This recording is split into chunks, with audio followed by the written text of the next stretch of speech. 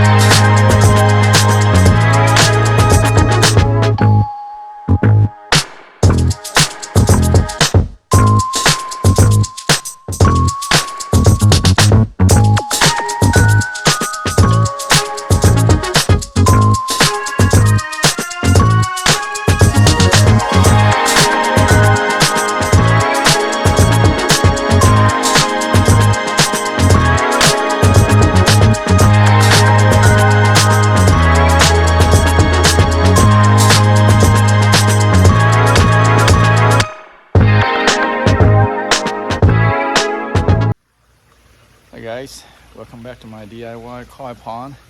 Today, as promised, as per Nicholas Slear request, I'll be doing a video on my whole system pumps that I use.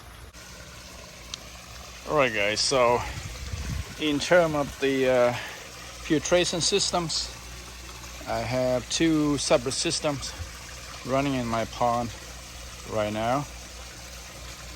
One is this one over here for my 3-barrel filtration system inside there, and one over here is my skimmer system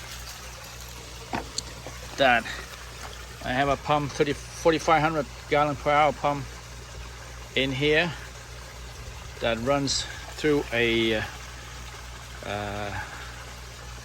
half-inch flexible PVC to a 2-inch again flexible PVC running all the way around my pond and going up to my waterfalls there. So for this particular system, I have the pump located at the bottom of the barrel, and I have a green metallic, a shell and a green metallic, and I have another shell, then my leaf basket. I'm not gonna pull this one out to show you the pump itself because I have the original box that comes with it that I can show you.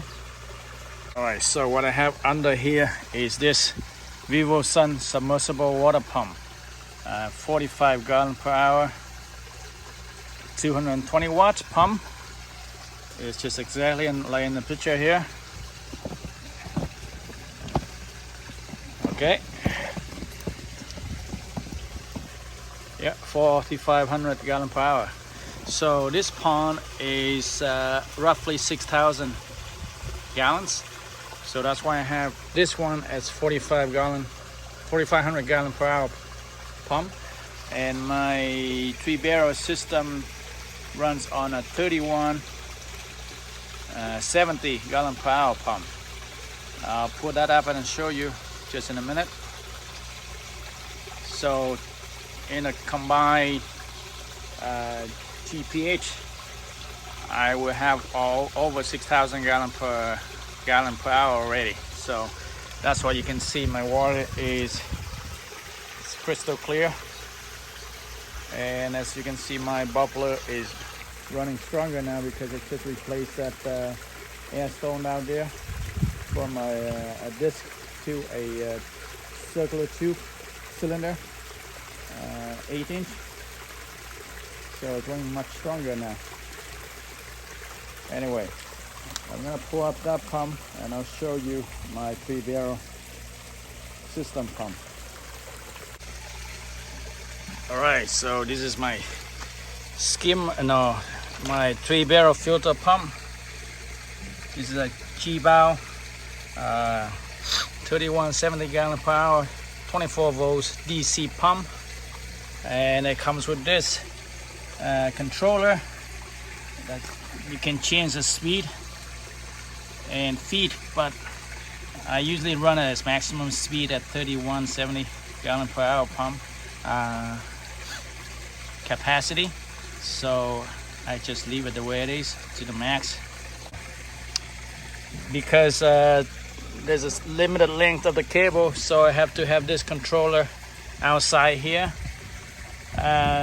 They say it is waterproof, but an extra protection wouldn't hurt, so I got my buddy build me this little house here to put it on, just to keep it protected from the weather. All right, so I usually have this pump inside this filter bag and this lily basket for extra protection on the debris. Okay, so that's it for the 3-barrel pump.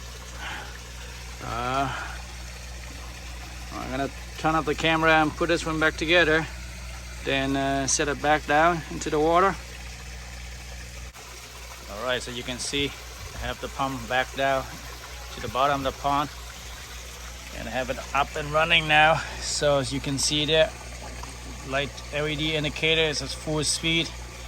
I can control the speed up and down, but I want to maximize the filtration system, so I usually have it on a maximum rate. And again, this is 24 volts, 100 watt, 3170 gallon per hour pump. All right, so I'll just put this cover back on.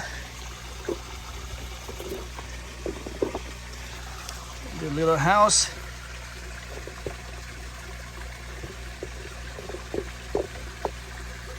Right, struggling for a bit, but I got a house back on. So I also have this submersible pump over here. I use it for my garden sprinkler. This is let's see, quarter horsepower submersible thermoplastic utility pump, about 3.8 amp. So what I do, I set this on timer, so it runs every day for about 20 minutes to water my garden. So every time it runs like that, and I have my auto filler valve over here. Every time it runs to water the garden, it refills with a fresh water. So it's almost like I'm changing my water every day for I'm not sure the volume, but it's about 20 minutes run of that pump there.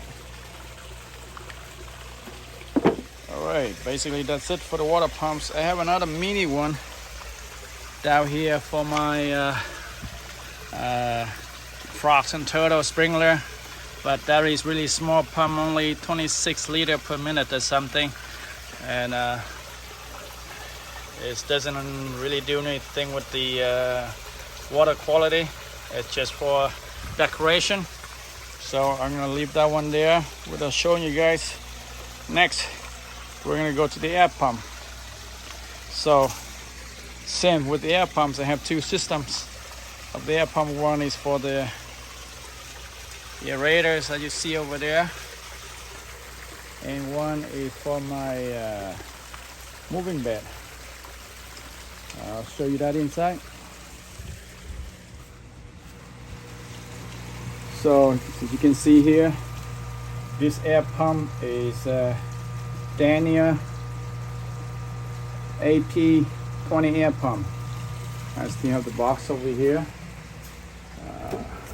Actually the Pond Masters. Oh. All right, Pond Master AP20. So it's actually, what's the rating? Let's see, we have rating on here.